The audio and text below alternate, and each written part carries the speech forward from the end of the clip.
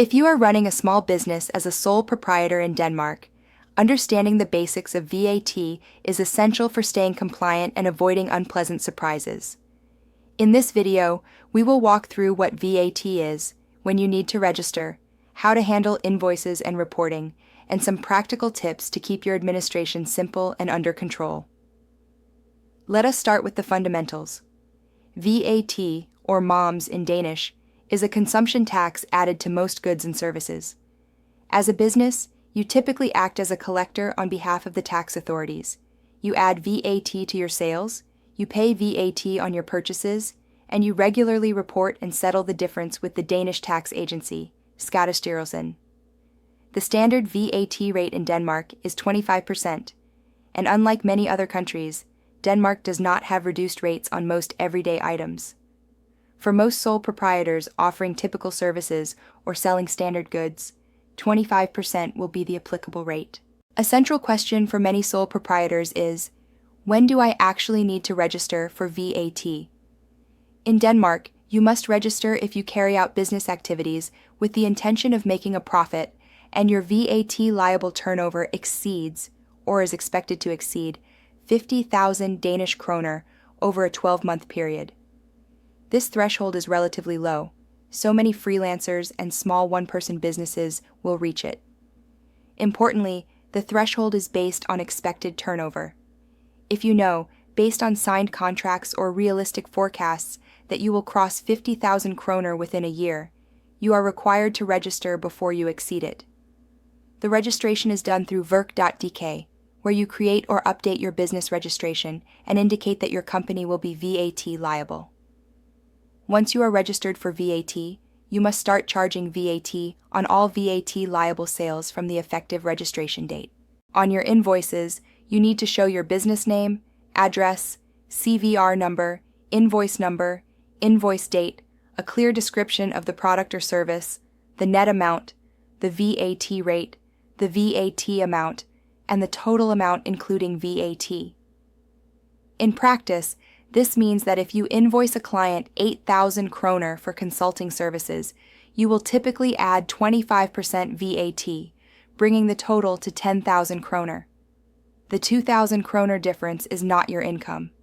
It is VAT that you will later need to report and pay to Skattestyrelsen.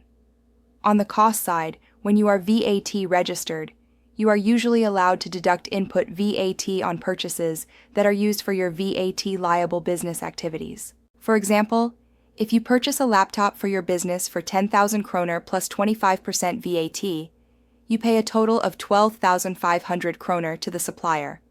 But the 2,500 kroner VAT can be offset against the VAT you have collected on your sales, provided the laptop is used solely or primarily for your business.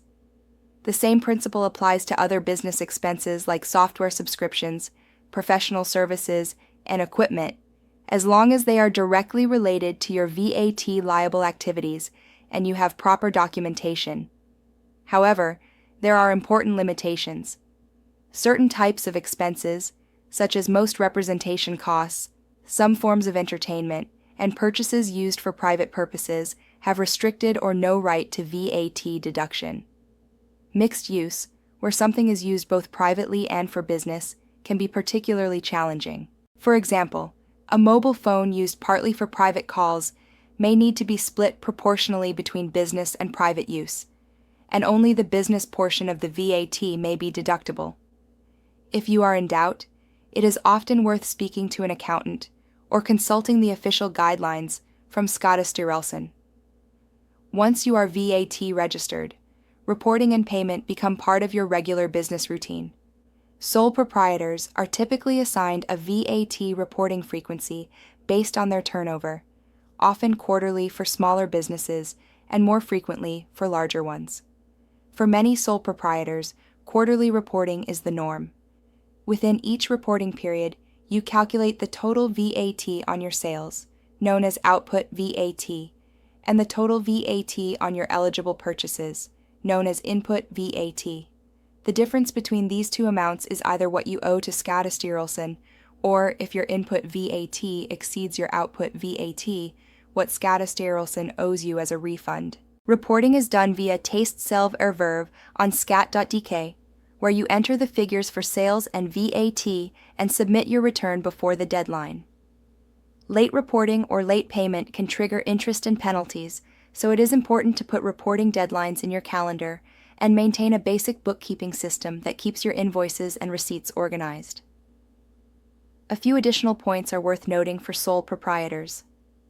First, if you sell services to customers outside Denmark, especially within the EU, the VAT rules can become more complex.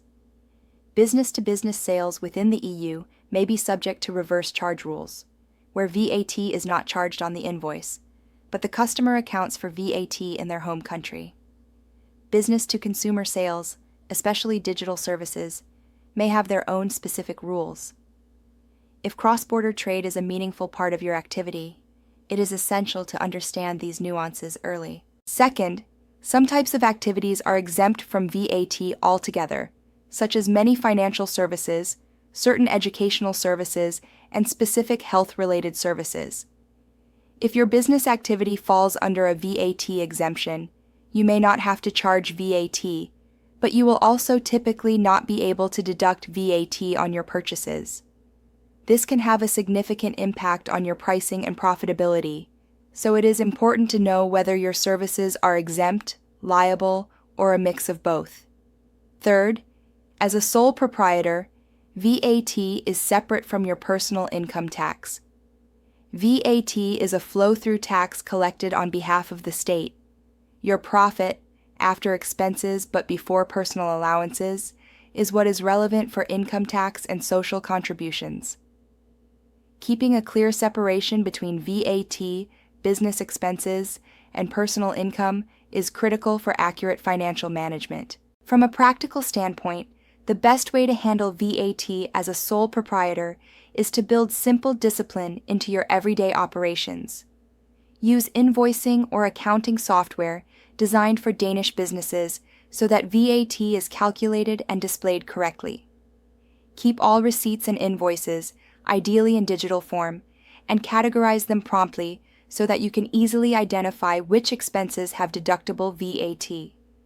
Consider transferring the VAT you collect on your sales into a separate bank account on a regular basis so that the funds are set aside and available when the payment deadline arrives. This approach reduces the risk of using VAT money as working capital and facing cash flow stress when it is time to pay. Finally, take advantage of the information and tools available from Skattestrelsen and from professional advisors. While the basics of VAT are straightforward, specific questions about mixed activities, private use, cross-border sales, and sector-specific rules can be complex and may change over time. Periodically reviewing your setup, for example once a year with an accountant, can help you ensure that you are compliant, optimizing your deductions, and not leaving money on the table. To summarize, as a sole proprietor in Denmark, VAT is not something to be afraid of, but it is something to take seriously. If your turnover exceeds or is expected to exceed 50,000 kroner in 12 months, you must register, charge VAT correctly on your invoices, keep proper records, deduct eligible input VAT, and report and pay on time through TasteSelv.